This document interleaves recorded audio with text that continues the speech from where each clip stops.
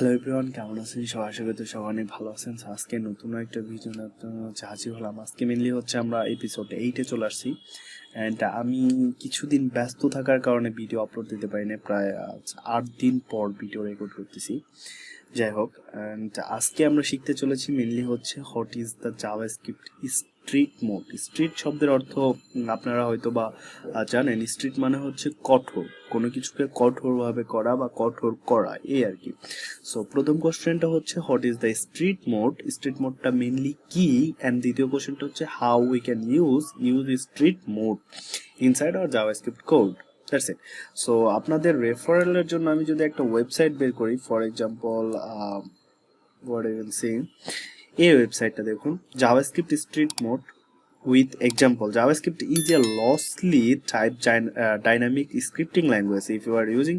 আচ্ছা, এইটা আপনারা জাস্ট একটু পড়বেন, পড়লে আরো খুব ভালোভাবে বুঝতে পারবেন। আমি যদি কোনো কিছু মিসিংও করি, তারপরে এইখান থেকে খুব ভালোভাবে বুঝতে পারবেন। আমি জাস্ট হচ্ছে একটু ওভারভিউ দেওয়ার চেষ্টা করি।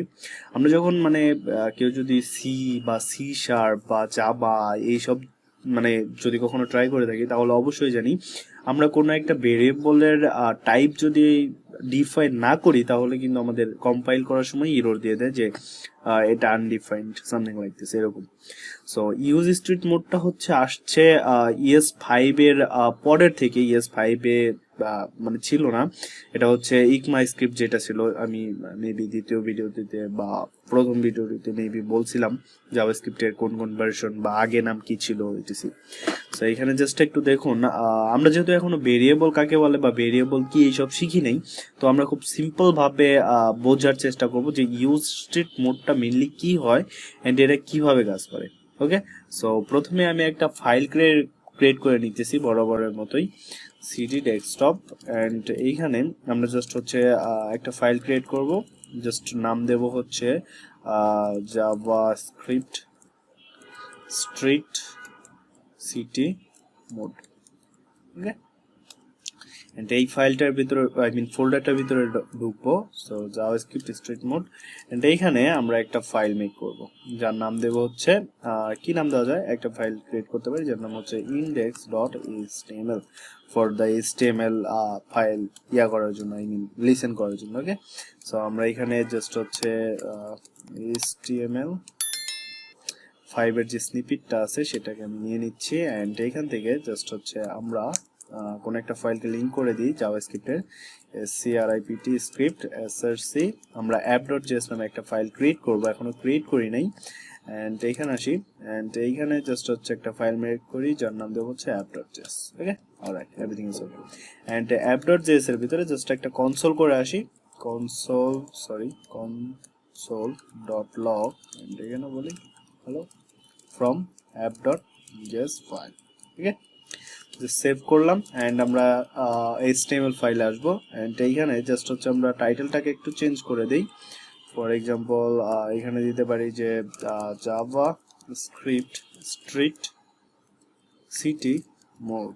ওকে, সেভ করলাম। এন্ড এই ফাইলটাকে জাস্ট হচ্ছে আমরা ব্রাউজার ওপেন করবো। এর জন্য করবো কি, জাস্ট এইখানে আসবো, এন্ড আমাদের যে ডেস্কটপ আছে এইখানে যে ফোল্ডারটা ক্রিয়েট করলাম জাভাস্ক্রিপ্ট স্ট্রিট মোড, এন্ড এখান থেকে HTML ফাইলের উপরে ডাবল ক্লিক করলে ওপেন হয়ে যাবে। সো এখানে দেখতে পাচ্ছেন ওপেন হয়ে গেছে, বাট কোনো কিছু শো করতেছে না, বিকজ অফ আমরা HTML এর ভিতরে কিছু লিখিনি। আমরা জাস্ট যদি এখানে চাই কিছু লিখে দিয়ে আসতে পারি। একটু টার্মিনালটাকে বড় করি, তাহলে হয়তো ভালো লাগবে। সো এইখানে জাস্ট হচ্ছে আমরা কিছু লিখে দেই h1 ট্যাগ দিয়ে, hello JavaScript strict mode class. Okay, so save করি, এন্ড এইখানে আসি, রোল আউট করি, hello JavaScript strict mode class. Okay, and আমরা যদি এখন কনসোলে আসলে আমরা দেখতে পাবো বলতেছে hello from the JS file. তার মানে আমাদের জেএস ফাইলটা লিংক করা হয়ে গেছে। সো আমরা already familiar with the console. And এইখানে আমরা যদি জেএস ফাইলে আসি, এন্ড এইখানে আমরা মেনলি হচ্ছে ইউজ স্ট্রিট সম্পর্কে শিখতে চলেছি। ইউজ স্ট্রিটটা মেনলি কি হয়?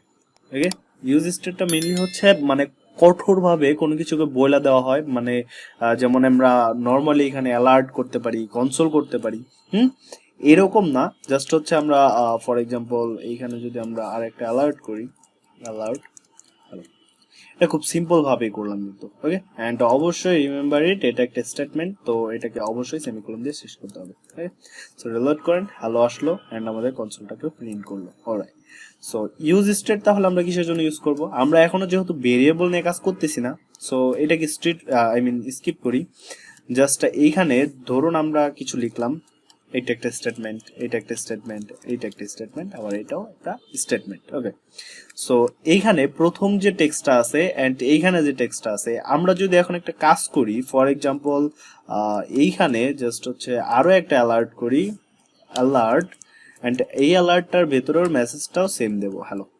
ওকে, সো সেভ করলাম ফাইলটাকে এন্ড এইটাকে জাস্ট হচ্ছে আমরা কমেন্ট করা অলরেডি শিখে নিয়েছি, সো আমরা কমেন্ট করতেই পারি। জাস্ট এইখানে আমরা এইখানে জাস্ট হচ্ছে কমেন্ট আইকনটা দিয়ে দিব, কমেন্ট এরকম ভাবে, সরি ফর দ্যাট, এন্ড এইখানে শেষ হবে, sorry.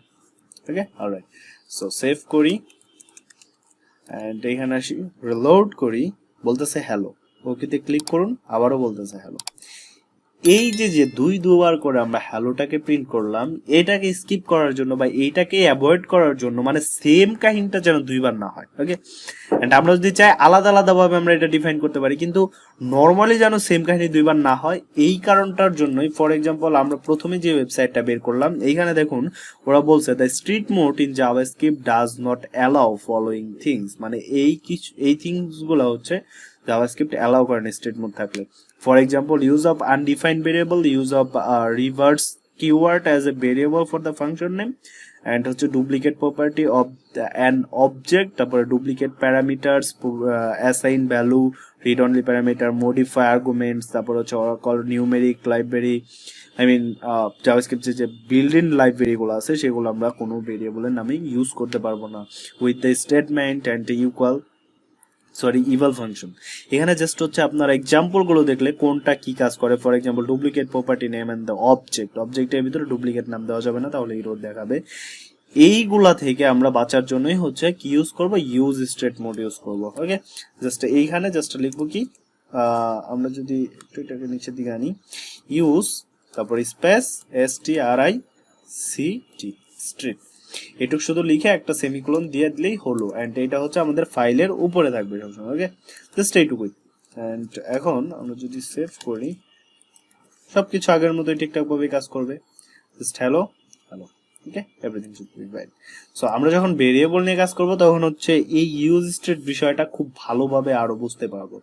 So use state just এইটুকুই আপনাদের, এটা খুবই ইম্পর্টেন্ট হতে চলেছে, কারণ হচ্ছে আমরা যখন নাকি প্রজেক্টে কাজ করব বা বড় কোনো প্রজেক্টে কাজ করব, তখন আমাদের কিন্তু অবশ্যই must be use state mode use করতে হবে, আদারওয়াইজ আমাদের অনেকগুলো প্রবলেম ফেস করতে হবে।